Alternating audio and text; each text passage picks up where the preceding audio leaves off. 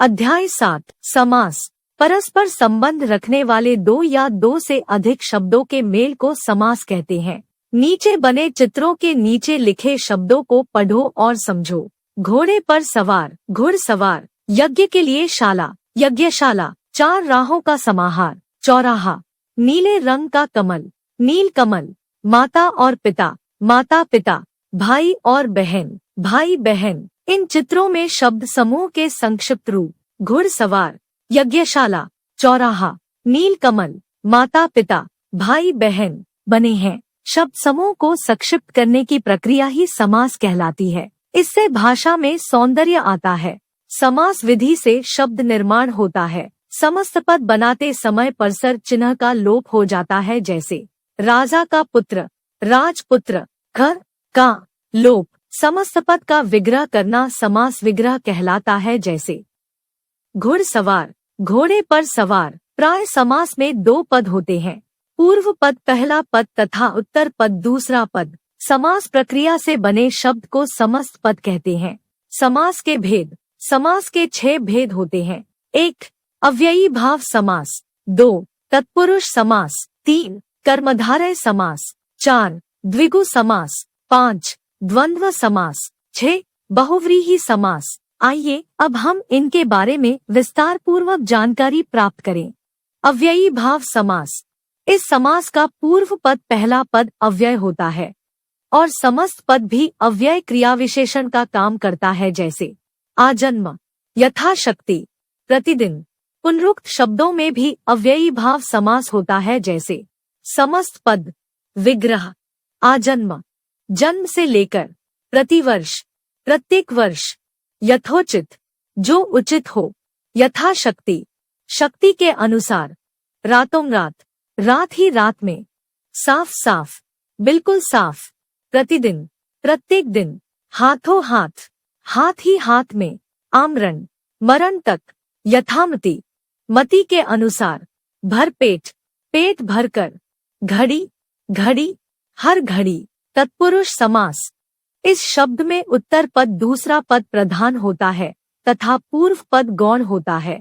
समस्त पद बनाते समय कारक चिन्ह परसर का लोप हो जाता है, जैसे राजा का पुत्र, राजपुत्र। विभक्ति के अनुसार तत्पुरुष के निम्न भेद होते हैं। कर्म तत्पुरुष को विभक्ति का लोप, स्वर्ग को प्राप्त, स्वर्ग प्राप्त। गगन को चूमने वाला, गगन चुंबी। यश को प्राप्त, यश प्राप्त। वन को गमन, वन गमन। करण तत्पुरुष से के द्वारा विभक्ति का लोप। अकाल से पीड़ित, अकाल पीड़ित। शक्ति से संपन्न, शक्ति संपन्न। तुलसी द्वारा कृत, तुलसी कृत। हाथ से लिखित, हस्त लिखित। संप्रदान तत्पुरुष के लिए विभक्ति का लोप। रसोई के लिए घर, रसोई घर। सत्य के लिए आगा, सत्याग्रह। राह के लिए खर्च, राह खर्च। डाक के लिए गाड़ी, डाक गाड़ी। अपादान तत्पुरुष से लगाव विभक्ति का लोप। रोग से मुक्त, रोग मुक्त। धर्म से भ्रष्ट, धर्म भ्रष्ट। देश से निकाला, देश निकाला। ऋण से मुक्त, ऋण मुक्त। संबंध तत्पुरुष का के की विभक्ति का लोप।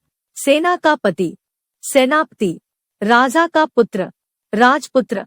देश का प्रेमी, देश प्रेमी। देश का वासी, देशवासी। अधिकरण तत्पुरुष में पर विभक्ति का लोप। घोड़े पर सवार, घुड़सवार। प्रेम में मग्न, प्रेम मग्न। शरण में आगत, शरणागत। जल में मग्न, जलमग्न। कर्मधारय समास। कर्मधारय समास में पूर्व पद विशेषण तथा उत्तर पद विशेष होता है, अथवा पूर्व पद और उत्तर पद में उपमान उपमेय का संबंध होता है, जैसे विशेषण विशेष। नील कमल, नीले रंग का कमल। काली मिर्च, काले रंग की मिर्च। पंचक्की, पानी से चलने वाली चक्की। नील गगन, नीले रंग का गगन। महाराजा, महान राजा। महात्मा, महान आत्मा। उपमान उपमेय। कमल नयन, कमल के समान नयन। मुखचंद्र, चंद्र के समान मुख। विद्या धन, विद्या रूपी धन। देहलता, देह रूपी लता। क्रोधाग्नि, क्रोध रूपी अग्नि। नृसिंह, नरों में सिंह के समान, कनक लता, कनक के समान लता। द्विगु समास, जिस समास का पूर्व पद पहला पद संख्यावाची हो वहाँ द्विगु समास होता है, जैसे चौराहा, 4 राहों का समाहार, चौमासा, 4 मासों का समाहार, तिरंगा, 3 रंगों का समाहार, त्रिवेणी, 3 वेणियों का समाहार, पंचवटी, 5 वटियों का समूह, पंचरत्न, 5 रत्नों का समूह, त्रिभुज, 3 भुजाओं का समूह, त्रिफला, 3 फलों का समाहार, सप्तर्षि, 7 ऋषियों का समूह।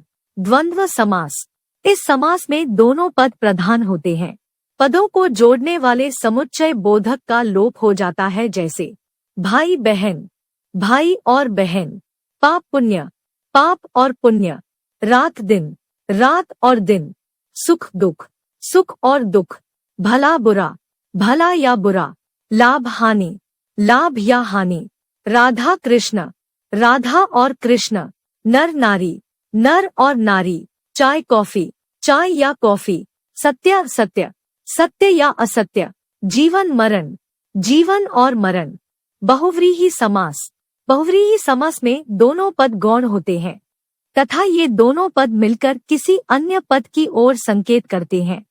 अन्य पद ही प्रधान हो जाता है, जैसे पीतांबर, पीत पीला है, अंबर, जिसका अर्थात श्री कृष्ण, नीलाकंठ, नीलाकंठ है, जिसका अर्थात शिवजी, दशानन, दश आनन मुह है, जिसके अर्थात रावण, चक्रधर, चक्र धारण किया है, जिसने अर्थात विष्णु, त्रिलोचन, 3 लोचन नेत्र है, जिसके अर्थात शिवजी, चतुर्भुज, 4 भुजाएं हैं, जिसकी अर्थात विष्णु, चतुर्मुख, 4 मुख है, जिसके अर्थात ब्रह्मा, गजानन, गज है, जिसका अर्थात गणेश, लंबोदर, लंबा उदर है, जिसका अर्थात गणेश, गिरिधर, गिरि पर्वत धारण करने वाले अर्थात कृष्ण, चंद्रशेखर, चंद्र है शिखर पर, जिसके अर्थात शिवजी।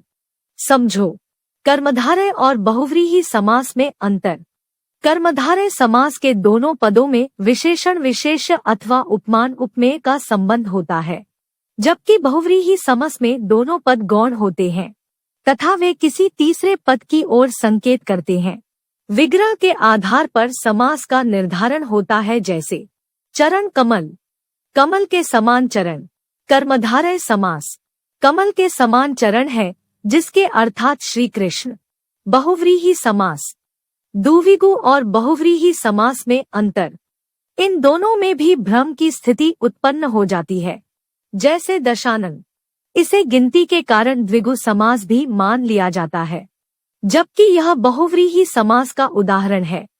पहले विग्रह कीजिए, दशानन 10 आनन मुह है, जिसके अर्थात रावण, तब यह बहुव्रीहि समास होगा।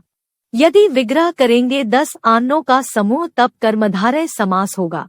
लोक प्रसिद्ध शब्दों जो किसी अर्थ में रूढ़ हो गए हैं को बहुव्रीहि समास ही मानना। आपने पढ़ा और समझा। 2 या अधिक शब्दों को संक्षिप्त कर नया शब्द बनाने की विधि को समास कहते हैं। नया बना शब्द समस्त पद कहलाता है। फिर से पूर्व स्थिति में लाने को समास विग्रह कहते हैं। समास के 6 भेद हैं। 1 अव्ययी भाव, 2 तत्पुरुष, 3 कर्मधारय, 4 द्विगु, 5 द्वंद्व, 6 बहुव्रीहि। अव्ययी भाव समास में पहला पद तथा तत्पुरुष में दूसरा पद प्रधान होता है।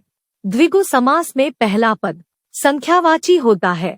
द्वंद्व समास में दोनों पद प्रधान होते हैं।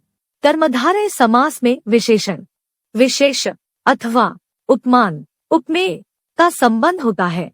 बहुव्रीहि समास में अन्य पद प्रधान होता है।